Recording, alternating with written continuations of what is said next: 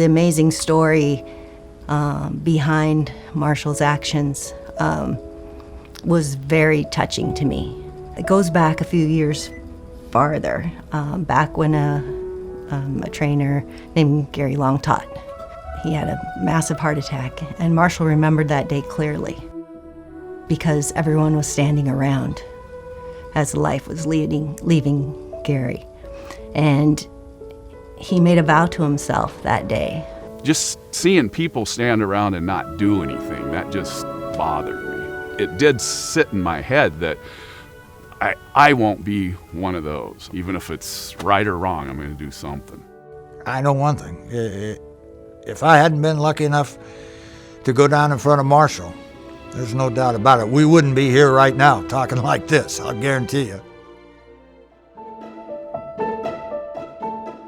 As I'm going in and out of the tack room and distributing tack, I see Jim kind of ambling his way through barn tube. Not even thinking about it, just out of the corner of my eye. And then I'm going around one side of the shed or the other. It wasn't maybe a minute, and I hear Clark goes, "Man down." I, drop what I'm doing, come out of the tack room. I look over to my left, and Chris is standing right there, my boss, Chris Stensley. And so she calls 911. Then call security so the EMTs can come down. And so then I see Jim laying there, get down over him, and he's breathing still, but real heavy, and he's taking those deep breaths and then just stops breathing. So then I just started the CPR, and so I'm just pumping along, and time is irrelevant. You don't even know. It's weird. You're in it's whether it's slow motion or whether you don't know how much time's elapsed or anything. I just got to try to do what I can till somebody that knows what they're doing, can get here. But then he took that big breath again, like that, and I thought, oh, good. It was right before the track EMTs got there. So then I thought, okay, maybe he's going to make it. That was my first sign of hope, I guess, that things might be all right. He was the perfect person to perform CPR, and he does not take the credit for it at all. When I tried to praise him for it, he said it was the Father, and he was guided to do this, and it was amazing what he did. I was so fortunate. I don't know how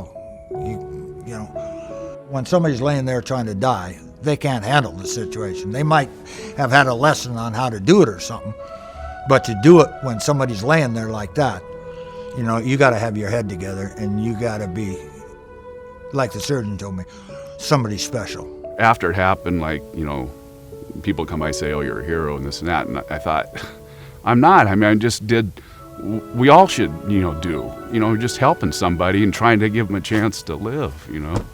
It's selfless acts.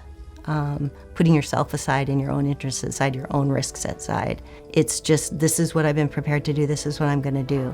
And he did it vigorously. The biggest joy, I guess, too, was just being able to see him for the first time again after it all happened.